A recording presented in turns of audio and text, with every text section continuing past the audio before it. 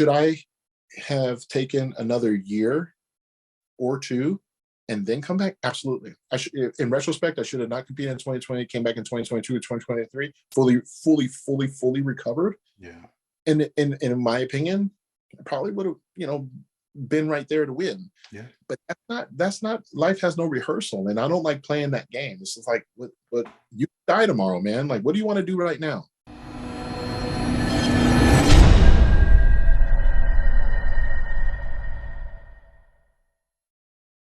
All right, what's going on, you guys? Nick here with Nick Strength and Power. I've got a couple of interesting stories for you guys today. The first story I want to talk about today is this recent physique update from Samson Dauda that everybody is talking about. In this update, I believe he's at his all-time heaviest here. He says he weighs 330 pounds at this point, around 17 weeks out from the Olympia. And I got to say, I'm extremely impressed with how he's looking at that body weight. And we got to give him those props because we just said the same thing about Big Ramy. Big Ramy weighing 336 pounds, the same point in his Olympia prep, looking as lean as he looked, keeping his waist as tight as it looked. Samson's doing pretty much the same thing. I think Ramy looked a little bit tighter from a leanness standpoint, and Samson is maybe an inch or two taller than Ramy. He is taller, but not by much. So that's going to add a little bit of extra weight. But Samson has got to be the second biggest guy right now in terms of body weight behind Ramy. And I know that the scale doesn't necessarily mean anything once these guys are on stage. The scale is just a number, and it's about how these guys look next to the other guys. But the fact that he's that big, 330 pounds, and he's controlling his waist like that, and his midsection looks as good as it looks. Like I said, I think Ramy was a little bit tighter, but obviously Samson is not like obese here. He looks pretty tight too. And we also can't ignore the fact that Samson just did really, really well in a really deep Arnold Classic lineup. Brandon Curry won that show. William Bonac took second. You had Steve Kuklo in third. And Samson Dauda was right there in fourth place, beating Justin Rodriguez, Brett Wilkin, Regan Grimes, Max Charles, Fabio Giga Rezende. So he beat some top-tier guys in that show, and top four at the Arnold is nothing to be ashamed of by any means. And like I said, I think this is the biggest he's ever been, 330. It's a pretty big guy. And like I said, second biggest behind Ramy right now. So you got to imagine he's going to have added even more size by the time he steps on that Olympia stage. You got to consider this guy as a real threat. He's got a comparable physique to maybe some of the other taller guys like Andrew Jacked that are going to be in a similar weight range. I mean, Andrew Jacked was like 290 when he competed at Texas. But I'm guessing Samson is going to be significantly below 300 when he's on stage. I would guess like high 280s, maybe mid to high 280s when he's actually on stage.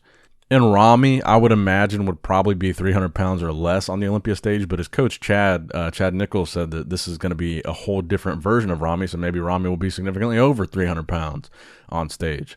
And speaking of Ramy, I just watched a really interesting interview with Phil Heath on muscular development. Shout out to Ron Harris. It was a great interview. It was about an hour and a half long. But some of the things that Phil was talking about there, and I'm going to roll a clip for you guys in a second. One thing he was talking about was Big Ramy. And he said when Big Ramy won in 2020, that was the year that Phil came back and competed. He told Ramy on stage, promise me that next year when you come back, you're going to be better than you looked this year. And Phil also went on to say he didn't think that Ramy did that in 2021. So he says he thinks that Ramy needs to improve upon and bring the best version of his physique ever in 2022, or else he kind of runs the risk of leaving that door open. And kind of similar to what I said, Phil also said he thinks the two biggest threats to Ramy have got to be Brandon and Hadi. And Hadi is a guy, and Phil said this too, that could catch Ramy if Ramy comes in off or leaves the door open again. And I think that's a very important thing for Ramy to consider, is if he hasn't looked better than that first win 2 years post that first win, how open is that door going to become this year for him to win that third title or possibly lose the title? And I think Phil really made some pretty good points in that interview, and I highly suggest you go watch the whole thing. But another thing that Phil brought up here that I thought was interesting was, again, kind of this idea of a Phil Heath comeback. And some of the things he was talking about, and I'll roll that clip for you guys, was how now he's on this peptide and TRT and like full body health regimen and getting really regular blood work done. And he made a comment where he said now the stuff that he's on and the regimen that he's on, he said, man, I wish I had this in 2017 after my hernia surgery, and I probably could have, continued to win. Because he feels like some of the stuff that he's taking now has effectively fixed the midsection problem. And he did make a comment where he said he wishes, or sometimes he thinks, that maybe it would have been best for him to skip the 2020 Olympia and wait till 2022 2023, where he's fully recovered, fully healed from those hernia surgeries. And that, to me, suggests that he might not be done competing. Here's the clip. Should I have taken another year or two and then come back? Absolutely. In retrospect, I should have not competed in 2020, came back in 2022 or 2023, fully recovered. Yeah. And in my opinion, I probably would have, been right there to win. Yeah. But that's not life has no rehearsal. And I don't like playing that game. It's just like, what you die tomorrow, man. Like, what do you want to do right now? And here's the best part, Ron. What if I would have won? People would have talked shit, but it wouldn't have mattered. They would have said, I came after 2 hernia surgeries. There's no way in hell I could have done that. And to be quite honest, if you think about that reticular activating system we're just talking about, you take that shit out of your head about addressing someone's stomach all the time. You start talking about someone's lumps on their shoulders, lumps in their quads a little bit more. Now it kind of evens the playing field. But that only happens to the other people when they start winning more. So the degree of nitpicking increases as the person gets higher in winning. It's just the way it is. Yeah. So I'm thankful for what my body's been able to withstand. I'm thankful for the fact that I was able to compete against some of, in my opinion, some of the greatest bodybuilders. So again, I really think that to me kind of plants the seed that there's a potential he might come back. If he's saying he kind of in retrospect wishes he never came back in 2020 and just waited till 2022 or 2023, specifically saying that year is a thing that might suggest to me he might want to compete again. But obviously this year he's not. He's doing the commentary. So obviously he won't be able to step on stage and do the commentary at the same time. But to me, that doesn't rule out 2023 as a possibility where he believes he might be fully recovered and fully healed, and maybe his midsection might be significantly improved from how it looked the past few times that we saw him compete. Now, that being said, he also made a comment about how people were so lasered in on his midsection, but he says, what about some of these current guys that have lumps in their shoulders and lumps in their quads? And I really do think that comment was directed at Big Ramy, because a lot of people noticed that with Ramy's physique, kind of the lumpy shoulders and the lumpiness in the quads and kind of the lack of, I guess, separation in the quads. He's got the biggest quads in the world, but the separation isn't that crazy. So interesting comments from Phil Heath, but I'm curious to get your guys' take on this. Do you think Ramy will repeat? Do you think he'll win another title? Do you think Phil Heath will come back? And if he does come back, do you think it'll be a different story? Do you think he'll potentially win? Let me know in the comment section down below. And again, shout out to Ron and MD. Really good interview. I rarely ever watch other bodybuilding channels, but that one, I still watch MD a lot, and that was a pretty good interview. Now, next up in the news, we've got Lee Priest versus Brian Powers. For those that don't know, Brian Powers is the executive director of the Arnold Classic. He's the one making some of these calls that you've seen people taking issue with lately. So it all stemmed from this. Brian Powers made comment on the issue of dropping the figure category, and he made this comment on, he made it to barbend.com. His comment was this on explaining why he dropped figure. We look at all the sports we have, including bodybuilding, every single year, and we analyze whether we can host a competitive field or not. Based on our yearly analysis of all the divisions, we didn't feel like we were in a position to host a world championship figure competition, which is what we are in the business of doing. We may be able to come back and do it again next year, depending on the depth of field.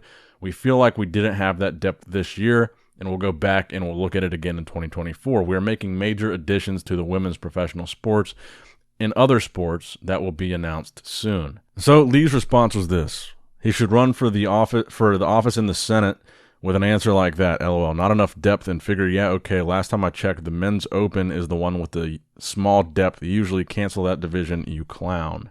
He goes on to say, I hope the athletes rep is standing up for the women, saying if women don't compete, none of the bodybuilders or any of the men will compete. None of the bodybuilders in any of the division of the men will compete. All for one, one for all. Too bad the fitness, bikini, and wellness girls don't stand up for the others and say if they are not doing it, then nor are we. Wouldn't that be nice? If it's about the money and the numbers with figure 212, etc., just invite 10 for each, the best like they do for the men's. Throw 30 to 50 names in a hat of people who said they would like to do it, then draw out 10 for each division. And then Brian's response to that in the comments was, I would definitely purchase the Lee Priest, throw 30 to 50 names into a hat of people who said they would like to do it. Classic. Or LPT 3050 NIA HOPWST WLT DIC for short. Pay-per-view sponsored by Buys and Tries. Let me know when you guys are launching it, and I'll be sure to promote it. And then in addition to that, there's a lot of back and forth in the comments between Brian and other people and just different people weighing in on this situation. And I will say, before I give my opinion on this, I do know Brian personally, so my opinion might be a little biased here. But I do believe that all these decisions that Brian has made are just decisions that are meant to be for the best of the Arnold Classic. The goal of these decisions are to further the Arnold, to make it a better show, whether it be to make it more money, to sell more tickets, to get more viewers, to make the show more concise and easily digestible in live stream form. Whatever the motivation is, it's not a misogynistic thing. It's not a sexist thing. The motivation is to make the Arnold as good as it can be. So whatever these decisions are that are being made, it's not because Brian doesn't care about the women's sports. It's because Brian is doing what he thinks will help the Arnold. And like he said, he'll reevaluate it next year if things don't go the way he thinks they're going to go. And by the way, a lot of people were throwing in the women's bodybuilding thing. They took that away years before Brian was even involved in that decision. That wasn't even his thing. And I think the last 212 category at the Arnold Classic was 2018, which I also believe was before Brian would have made that decision. So the only two divisions that I think Brian is actually responsible for having a say in were figure and physique. And there is supposed to be a debate between Brian and Lee Priest happening, and I believe it's going to be on RX Muscle, so we have that to look forward to. And Brian hasn't really been much of a public figure in bodybuilding yet, but I'm guessing with this debate he will become one. But from an unbiased perspective, I will say this: pretty much every other pro show, with the exception of the Olympia, and I think the New York Pro has pretty much every category there. Pro shows are not required to have every category, and I think the majority of pro shows exclude some categories. The majority of pro shows don't have every single division at the show. And the reason why they would exclude some would be either A, they don't think they're going to have enough athletes to do it, which would be what Brian is saying here, depth of field. B, they don't think they don't have the money to do it. They don't have the prize money. They don't have the ticket sales to justify adding an extra division. Or they simply don't like it. There's not any rule in the IFBB that says you have to have every division. I want to make that clear. It's not like there's this requirement for the Arnold to have these divisions and they're saying, no, we don't want to do that. It's always been up to the promoter. And essentially Brian is the promoter of the Arnold and he's making these decisions, again, I believe, for the best of the Arnold Classic. Just like every other promoter of every other show that excludes a division, they're doing it for a reason, because they don't think it's best for the show. So that's the biggest point that I want to make. I don't think these comments that the Arnold is being sexist or misogynistic or discriminating against the women's categories. There's still 3 men's and 3 women's. Classic physique, men's open bodybuilding, bikini, wellness, and fitness for the women. So there are still an equal amount of divisions. It's not like we're giving more divisions to men at the Arnold. They're still keeping it equal. I just don't like the way the narrative seems to be getting twisted towards this like misogynistic angle, because I think that's a pretty out of touch approach to addressing what the Arnold is doing. And another point I wanted to address here is this idea that all the other athletes should boycott the Arnold Classic. You guys got to keep in mind, even though last year they cut a division for the women, they added the prize money to Classic Physique to increase it to be even more than the Olympia. So when they're making cuts, they're also not just pocketing money. They're taking that extra money and using it to boost up what they're giving to the competitors. So it's not that they don't care about who's competing at the show. They're trying to make the show as prestigious as possible, and they're trying to reward the people that compete there. And I don't think anybody here is making the argument that figure as a division or physique as a division or women's bodybuilding or 212. I think all these divisions have a place and serve a purpose, and they should be allowed to compete in any division they want to. But I don't think that every show should be required to hold every division, and they're not. And that's what I think it comes down to. Should every show be required to host every single division? So every show that you watch, the live stream, or if you're there in person, it's going to be like a 6 or 7 hour show or a 2-day show, 2-day stream. And I think the only answer to that question is got to be no. We should let promoters be able to pick and choose which divisions they want to have at the show. And that's what it boils down to.